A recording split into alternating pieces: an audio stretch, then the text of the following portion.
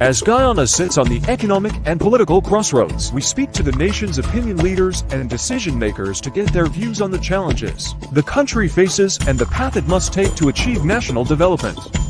Welcome to Nation Watch. Now here is your host Mervyn Williams, former member of the Guyana Parliament.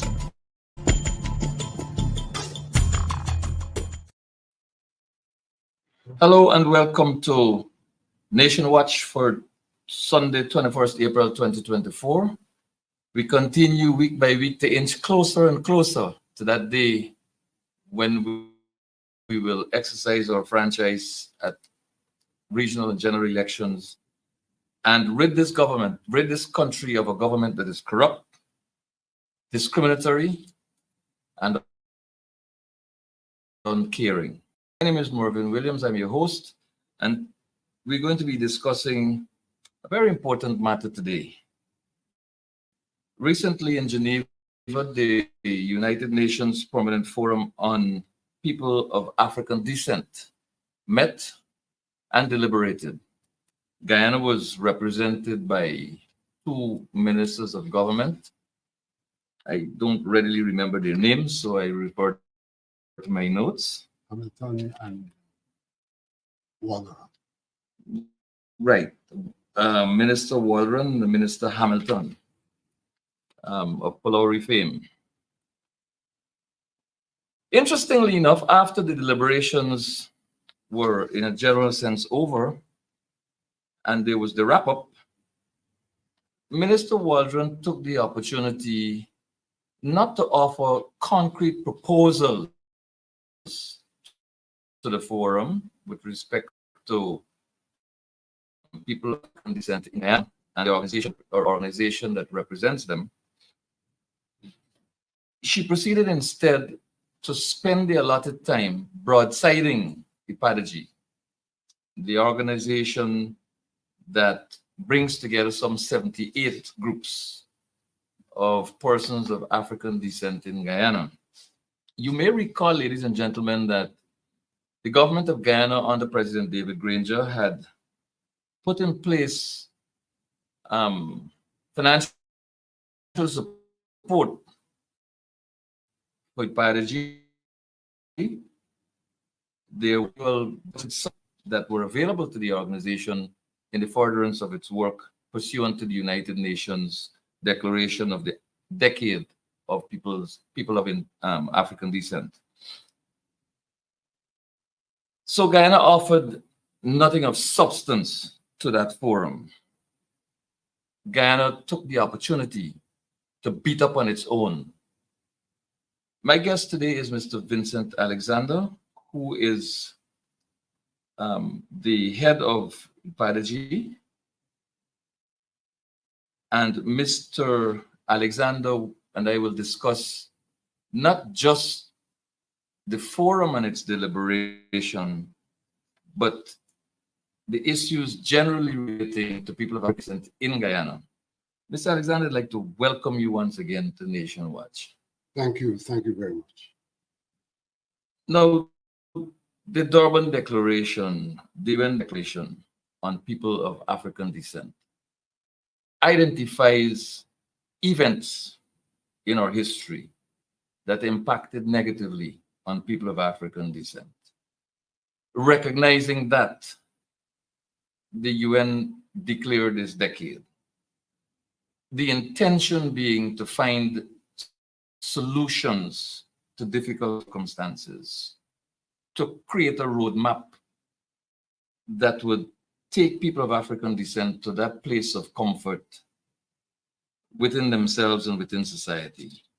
The government of Guyana sees no need for people of African descent to be treated in the manner that the United Nations and its deliberations determine to be necessary. What are your thoughts on the government's position that all is well and everyone is equal in the society that we live in, which is multi-ethnic, multi-religious, and very, very dynamic at that? Morgan, the biggest problem we are facing is the plurality of our society on one hand, and the non-acceptance by various groups of the reality of the other group. That seems to be the biggest problem we face. Today, we are addressing the specific situation of the people of Africa. We have in place a government that has signed on to the declaration of a decade for the people of African descent, but has not committed itself to the realization of the goals of the decade under the pretext that in the case of Guyana, the issues to be addressed are not extant. What do I mean by that? This decade has come about through, in the first instance, the Durban Declaration of 2001. So you get an idea of how long this matter has been discussed at the international level. The UN held the conference in Durban in 2001, and you move forward from there to 2013 when they had a year for the people of African descent, to 2013 when they had the declaration being passed, and to 2015 when the decade commenced. And what do they say? Objectives of the international decade: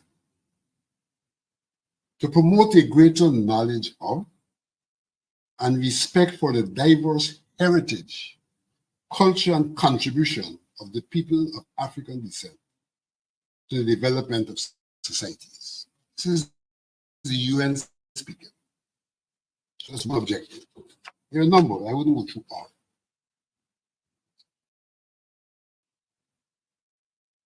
States should take concrete and practical steps through the adoption of effective implementation of national and international legal frameworks, policies, and programs to combat racial discrimination, xenophobia, and related, and programs to combat racism. Sorry, let me go that too. States should take concrete and practical steps through the adoption of effective implementation of national and international legal frameworks, policies, and programs to combat racism, racial discrimination, xenophobia, and related intolerance faced by the people of African descent, taking into account the particular situation of women, girls, and young males by inter alia activities described below. It goes on to say, under recognition, which is one of the themes of the decade, remove all obstacles that prevent the equal enjoyment of all human rights, economic, social, cultural, civil, and political, including the right to development. Promote the effective implementation of national and international legal frameworks. Undertake a comprehensive review of domestic legislation with a view to identifying and abolishing all provisions that entail direct or indirect discrimination. Establish or strengthen national mechanisms or institutions with a view to formulating,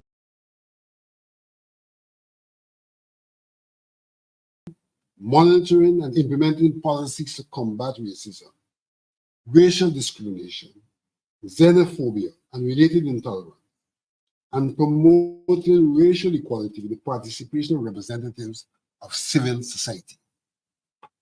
As appropriate, establish and or strengthen international human rights institutions in conformity with the Paris Principles and or mechanisms with the participation of civil society, and providing with adequate financial resources, competence, and capacity for protection, promotion, and monitoring to combat racism, racial discrimination, xenophobia, and related intolerance. Celebrate the launch of the International Decade at the national level and develop national programs of action and activities for the full and effective implementation of the decade.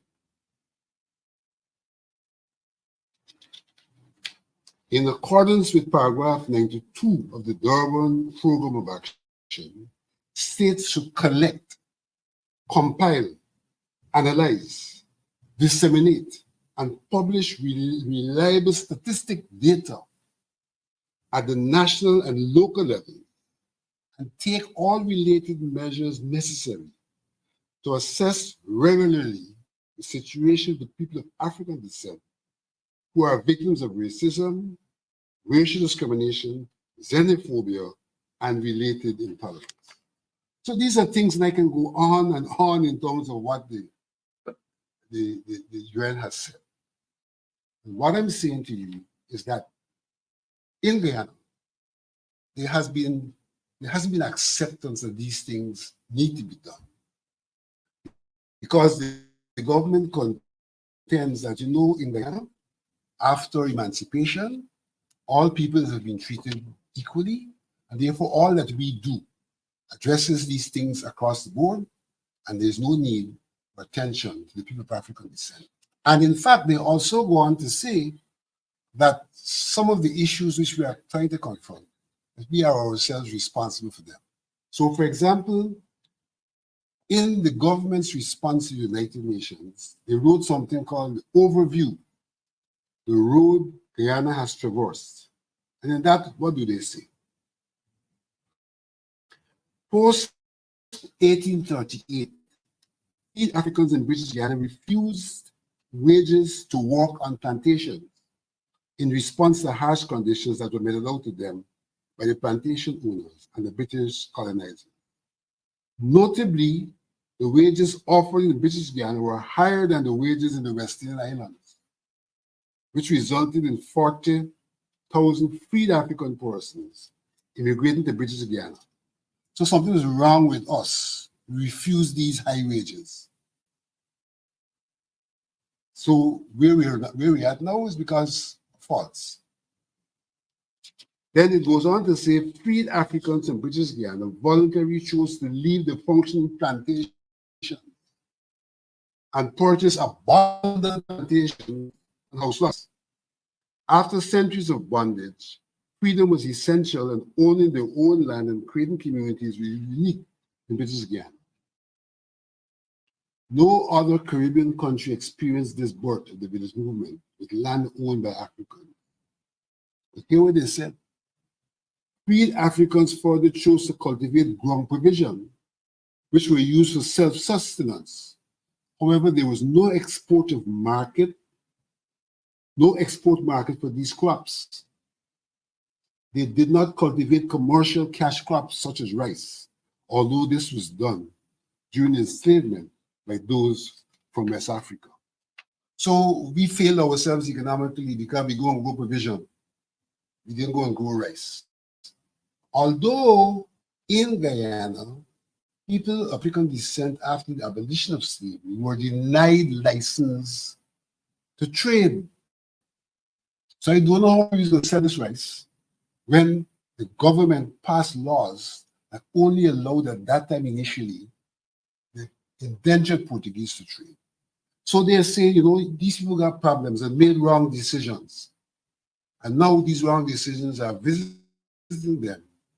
They're trying to blame other people. While they're doing that on the one hand, on the other hand, they're fueling mistrust among people of African descent in Guyana.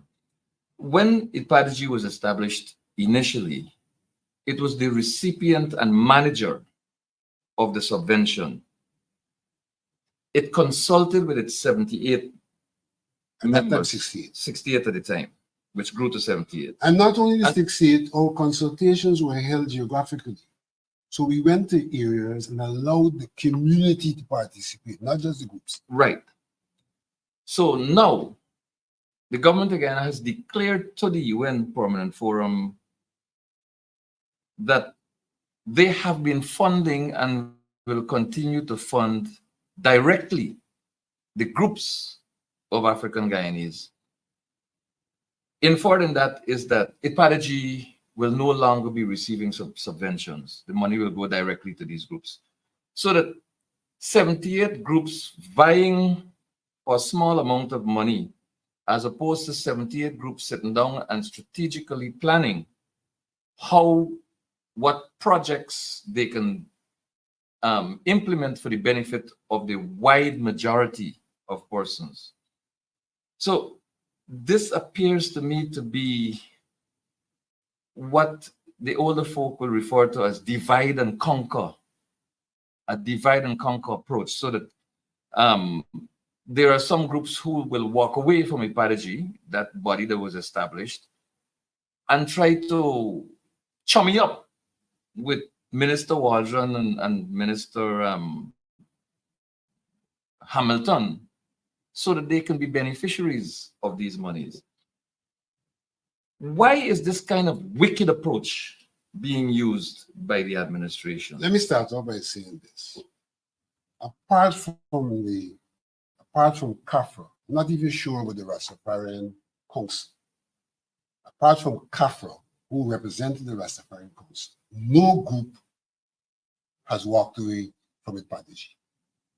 We had 68, we're now at 78, and in terms of the Rastafarian community, Naibingi is still with us, 12 Tribes is still with us, Theocracy House is still with us. So no group has walked away. That appears to be the intention, the general thrust of the government's operation. Attempt, but no group has walked away. In fact, our numbers have grown over the last year from 68 to 70. So I want to make that point because they run now they're saying people have walked. Now, when Idpada-G was formed, there was nothing adversarial about Idpada-G. We were formed to work with the community and to work with government. And we started working with the previous government. We didn't change our disposition under this government. But there's some points to observe. We were working towards advocating with government on these issues which I raised earlier with the legal institutional framework. So coming out of our strategic plan, we then set about having discussions to determine what specifically we want to approach the government in terms of institutional and legal framework. And the observation that I have is that it is at that point that the government really sought to distance itself from Idpada-G. So those talks have never occurred. Let me backtrack a wee bit. Like in any set of community, any community, there were some internal problems. There were some internal problems. And there were about 2 or 3 groups that went to complain to the Ministry of Culture, Youth and Sports. Based on the complaint, the minister called us in. And we went, humbly. He called us in for a meeting and himself did not come to the meeting. He sent his permanent secretary with 3 questions to ask us. We answered those 3 questions. And we said to her, could you say to the minister, we are still desirous of meeting with him to discuss matters pertaining to the decade. He has never responded to that request. Is he a minister? Or? Yes, he's a line minister. Never responded to that request. The next thing we knew is that there was something in the papers where somebody wrote a letter complaining about Idpada-G. And about the same time, Coffee 250 was sponsoring a forum. This is one of the groups. One of the groups. Sponsoring a forum under the title, The Emerging Apartheid State. It is not Idpada-G's forum. But what Idpada-G did was to facilitate an advertisement on its website and Facebook to mobilize people to come to the forum. The next thing we knew, that we got a phone call from the ministry asking for our financial audit. We sent it. So we had nothing to hide. And what we saw the same day was Jagdeo on television at his press conference attacking Idpada-G, claiming that there was a cabal that had hijacked the organization, that he was spending money on ourselves, blah, blah, blah. Vicious attack on Idpada-G. It's about the same time we had approached the president and said to him, we would like to have a conversation with you, Mr. President, because we had prepared our advocacy. He told our CEO in Borbis in 2021, we'd have that conversation.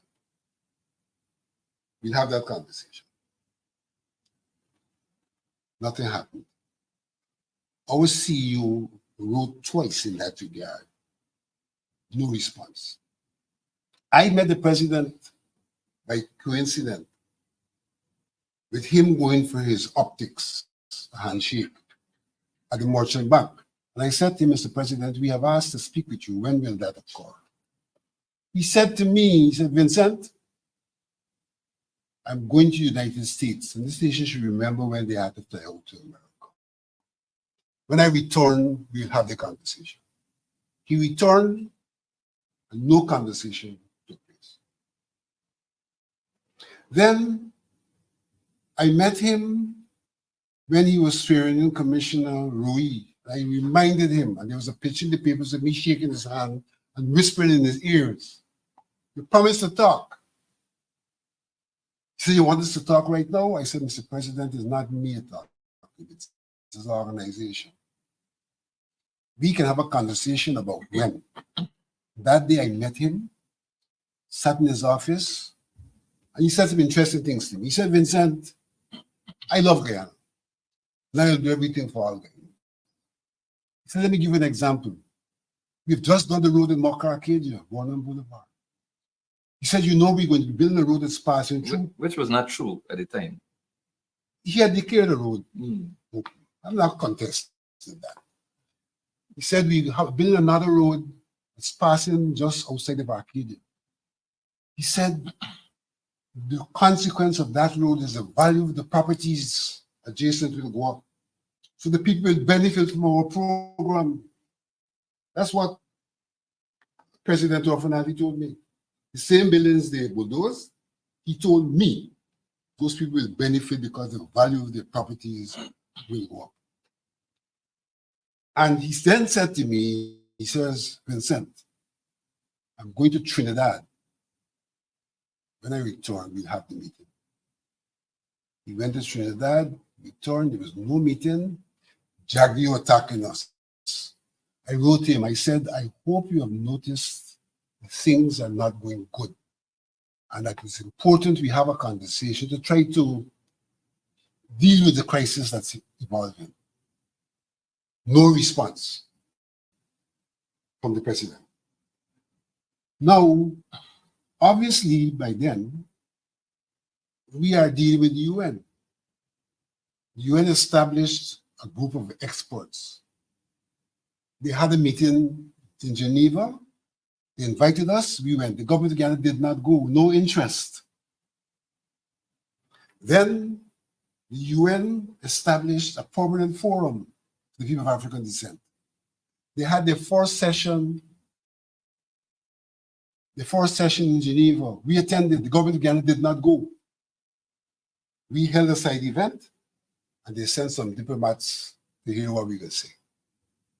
And so when the second session was held in New York, same Minister Waldron, the chairman of the ERC, Kafra, turned up, not with any recommendations or programs or a report as is required in each state, but to start to defend the government against whatever we had reported. That was the second forum. We know the third forum.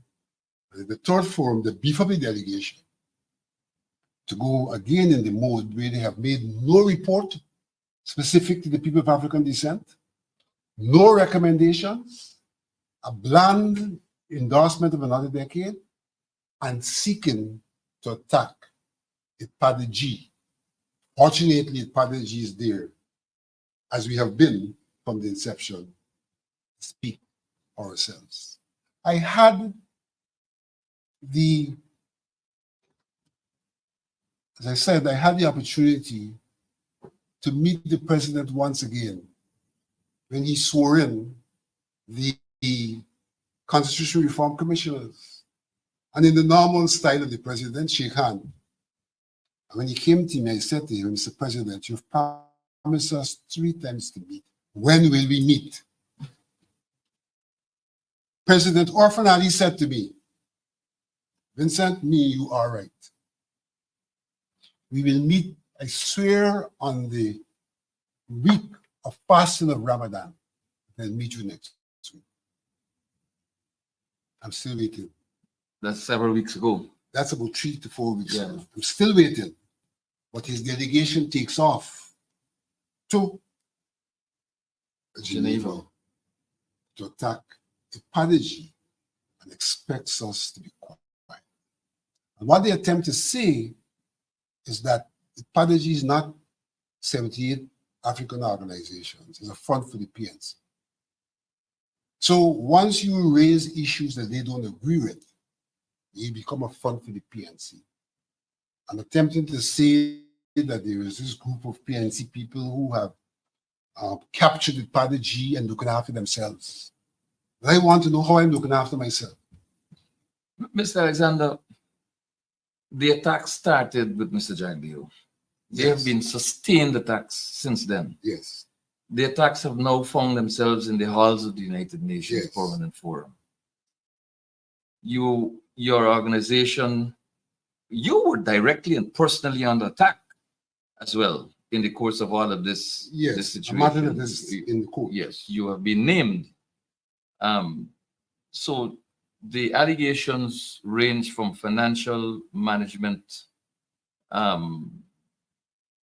to the request for audits, the whole claim of Idpada-G paying itself and its members super salaries, taking care of yourselves.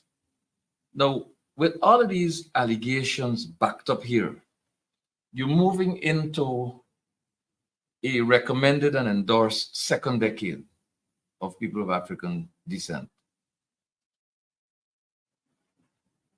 Conspiring with this backup of allegations and attacks is this whole business of a declaration by the government of Guyana through Minister Waldron that is going to fund directly these groups. Idpada-G was established pursuant to a UN declaration, as I understand this. Yes. This is a government that is directly challenging a United Nations declaration which called upon civil society to be integrally involved, as I read just now. Precisely.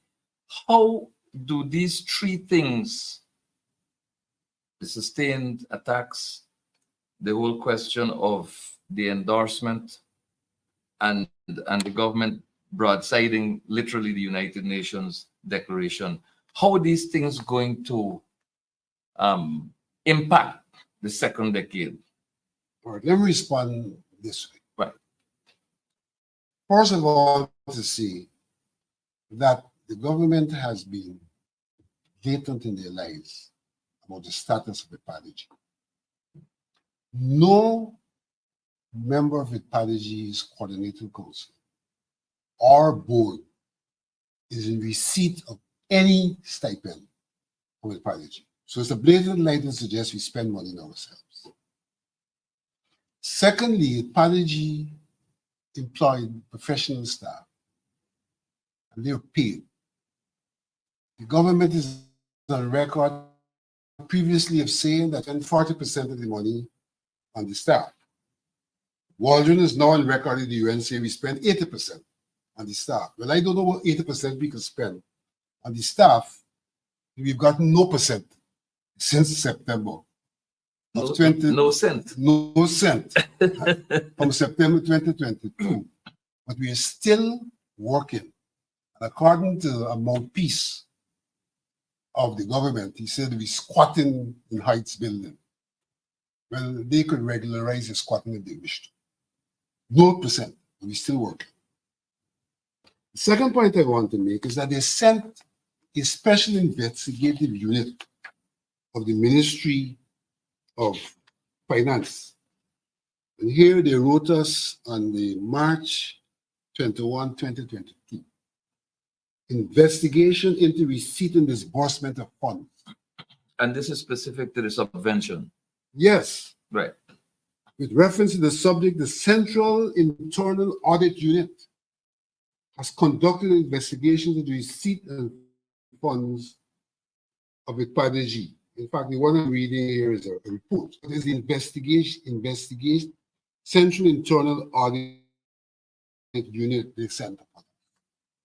That unit came in March 2022 and wrote a report. Sorry, the unit came in 2021 and wrote this report after coming twice in March 2022, right? And send us their findings. And the conclusion of the findings reads as follows. Based on the results of the investigation procedures carried out, we concluded the system used for the accountability of receipts and disbursements of funds is operating effectively and can be relied on. This is the Ministry of Finance investigation. However, there were some concerns as it relates to GRA and NIS, deductions not paid, absence of comprehensive policy and procedures manual, and inaccurate computation of some gratuity payments. The issues raised in the investigation can be attributed to insufficient control measures, and if corrective measures are not applied, it could materially impact the system. It is therefore crucial for the agency to enforce the necessary safeguards in place to reduce the exposure of financial and operational risks. The Central Internal Audit Unit would like to extend sincere thanks to management and staff of the agency for their cooperation during the audit. A typical audit letter when it finds nothing that it can criticize. There's no way in which we could be accused of fraud, of impropriety, or anything like that. There were some administrative issues that brought our attention. They asked us to respond, indicate how we read, and we've done all of that. But this is a clean bill of health given by their auditor. But they continue to go into the public, including today, Jack, you're trying to tell people that there are issues with our finances. And what Waldron said at the UN is that their money is unaccounted for. There's not a cent unaccounted for. In the face of this report. In the face of this report, and in the face of audits that we do under the Companies Act, because we are also audited under the Companies Act. We pay and we have our audits. They continue to tell the people that their money is unaccounted for. In terms of the monies we spend, they also attempt to say the ordinary people didn't get no money. Now, there are two aspects to that. But is it that they should get money or benefit There from are money? two aspects to that. First aspect is this. You give us $100 million and telling us the ordinary people haven't benefited. Tell me what measurable benefits $100 million a year can really do for the African Guyanese community. Building a school in this country just costs $1 billion. A school. And you give us $100 million and then telling the world that you haven't seen the benefits derived by the African Guyanese community because we haven't passed the money down. But indigenous peoples benefited from some $4 billion. No, it's nine. It's nine, yes, nine. $9 billion. $9 billion, you're right. 100 million. And we're not going to argue Because in fact, the reality is that we have done things. We have taken people to GSA to be trained to process stuff. Hence, Mocha started the market day. We have sponsored the big market day in the avenue called Ujama. We brought 100 vendors in craft, and we did training with them. The people can tell you we started to give every organization a little something every year, small projects. But the fact of the matter, the decade is not about these little things. The decade is about big things, institutional and legal frameworks that can then give the people themselves the opportunities. But we have been doing empowerment and training with our people. But they have now gone to the people and said, look, don't worry with them, you're going to get 1.8 million each. What are the results of 1.8 million in terms of impacting the issues to be addressed in the African Guyanese community at large? What are the impacts? What does 1.8 million do with all those backlands that need to have proper drainage and irrigation? What does 1.8 million in some organization do with the need to look at the school curriculum to make sure that proper and comprehensive history is taught in schools?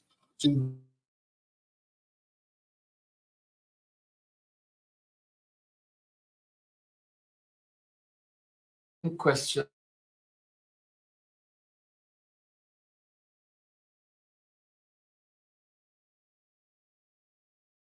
There was an interview, I think, with a journalist from the UK.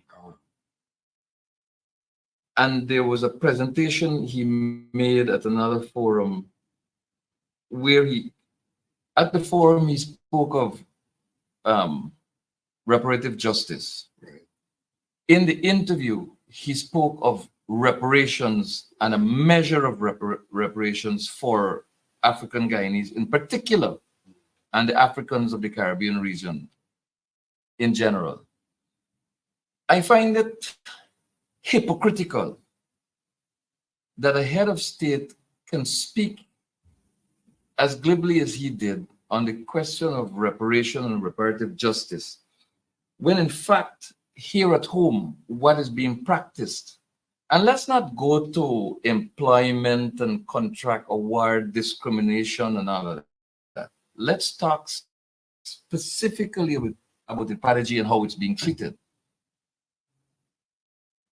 What moral authority does one have to demand reparations for the same people whose rights you stand upon, you trample upon, whose freedoms you try to take away, whose entitlement, based on the United Nations Declaration on this decade of people of African descent, what moral authority does such a person have to speak of reparation and reparative justice? Let me go back to what I said earlier.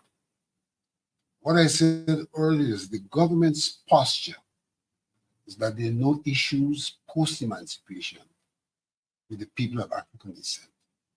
Everything has been hunky-dory.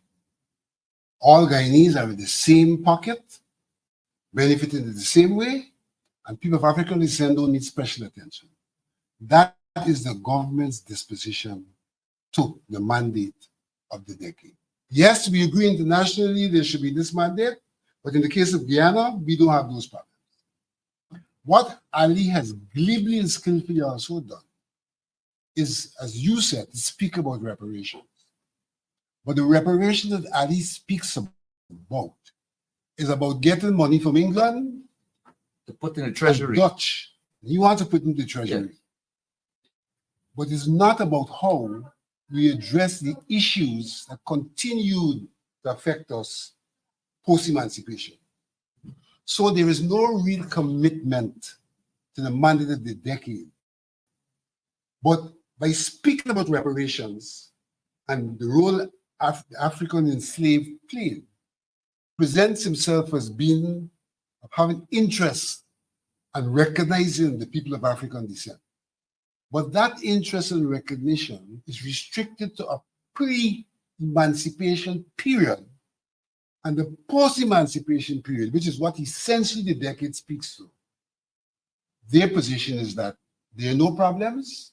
We get the reparation money for the pre-emancipation period, and they want to control that money as well. And so you have this pretense of a concern and a love for and an interest in the people of African descent. But then it is compartmentalized to a period where you have no responsibility.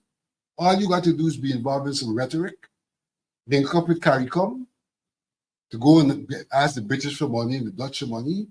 And we even threaten with the situation now, where they are contemplating that when they ask for this money, it was not only before enslavement, it was between enslavement and indentureship. Bearing in mind that indentureship is qualitatively different from enslavement, and whilst we have no problem with indentureship getting attention, how can you put indentureship and slavery in the same basket when slavery was an instance where people were treated as property, had no rights, got no benefits, and indentureship is a con-man contract where they had rights and they were con and they get all the benefits. And you put it all in the same basket. You know, Mr. Alexander, this conversation could go on and on.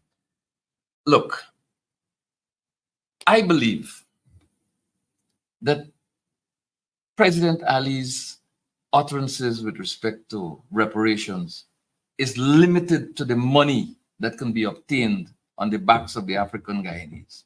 This is my personal view. Let me tell you why I hold this view.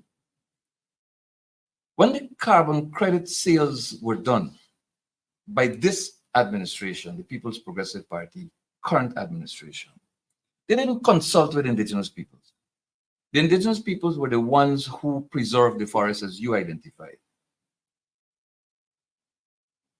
It is because of the indigenous peoples that our borders are secure, in a sense, because they own private property and occupy meaningfully those properties, large swaths of land. Incidentally, tied to them by Born 6 in large measure. The carbon credit deals went down and the monies came in.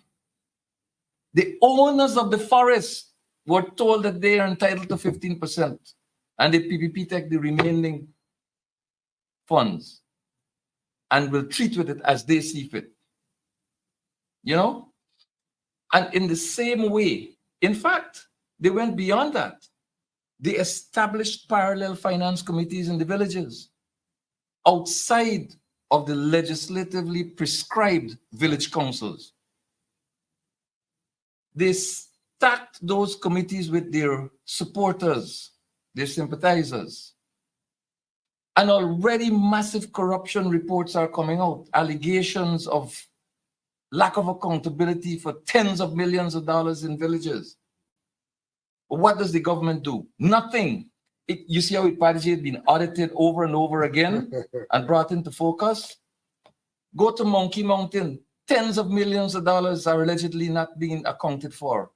Go to Wakapau. Allegedly $50 million can't be accounted for.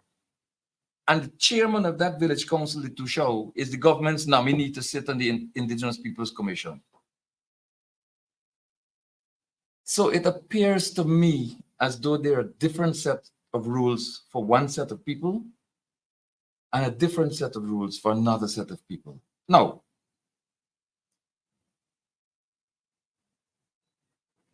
the monies that are coming in on the basis of the work of the indigenous peoples, those indigenous peoples of this country who own the lands are getting the smallest portion.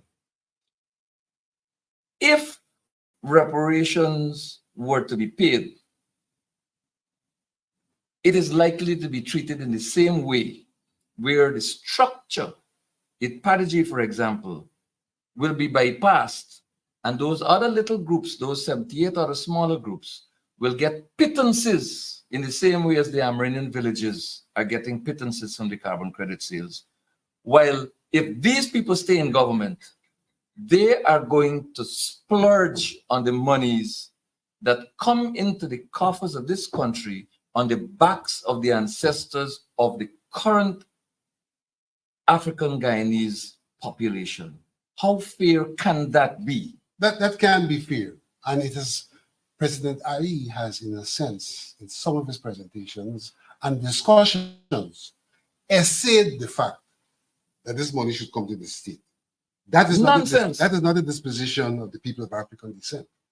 We feel that there should be a body, a trust, established under the control of the African Guyanese community that looks after those monies. But he has said that this money should come to the state. And in fact, there are some difficulties already because the Dutch, in particular, have no interest in discussing the question of indentureship. Of course, they have an interest because indentureship did not occur under the Dutch in Guyana. Of course not. It occurred under the Dutch, probably in Suriname, but not in Guyana. Not in Guyana. But they're introducing that topic. It's that is going to scuttle the attempts to get the kind of reparations from the Dutch, because the Dutch have started the process, and our state has not been following up in a manner to ensure that reparations are forthcoming from the Dutch. So we have very, very, very serious problems where, as I started off to say, we have a plural society. Our society, unfortunately, has emerged in such a way that ethnicity dominates our politics. But Mr. Alexander, I'm sorry to interrupt you. I think this whole situation has been made all the more complex because between 2020 and now, there has been the erasing of the line that separates the state from the party and government. And therefore, if reparations were to come and to be managed by the state, it appears to me, as a citizen of this country, that that is synonymous with saying that reparations will be managed by the People's Progressive Party. Let's address that this way. The People's Progressive Party, to me, I call them a bipolar party. Their economics is capitalist at the end of being pro-business, pro-big business. So the ordinary people are not beneficiaries of their policies. And that's their economics. Their politics is still democratic centralism. Democratic centralism means that decisions are made in the party at the highest level and are carried out by everyone else, everywhere else. So yes, any kind of funding or anything in the fine analysis, the determinations would be made at Freedom House because that is how democratic centralism works. Barry Jagdeo has made it clear that he's the General Secretary of the People's Progressive Party, that the government is the People's Progressive Party government, and therefore he has a say and a control over everything because they are only a government of the party. And it is most manifested by this charade called a press conference, where you don't know whether he's vice president or general secretary, and he speaks about everything in this country. This is a clear manifestation of the operation of a central democratic system, which may otherwise be called a communist system. It is not communist in the sense that the economics is not communist. The economics is politics, is pro-capitalism. But the politics is communist. And if you have communist politics, then all the decisions that are being made in the sphere or for the benefit for the pro-capitalist economics. And so the ordinary man is left out of this, and so you can understand the issues with Exxon and all of that. In that context, these things are occurring.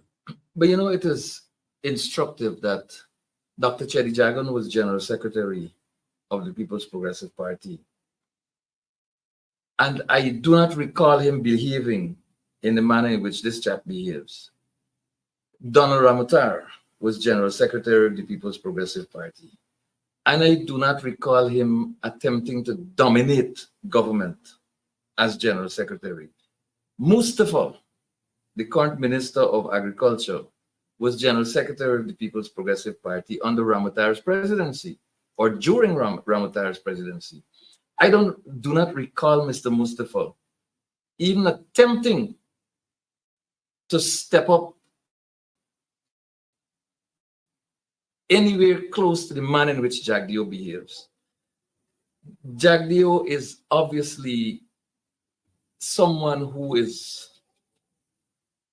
consumed by power, consumed with the desire to dominate everything and everyone.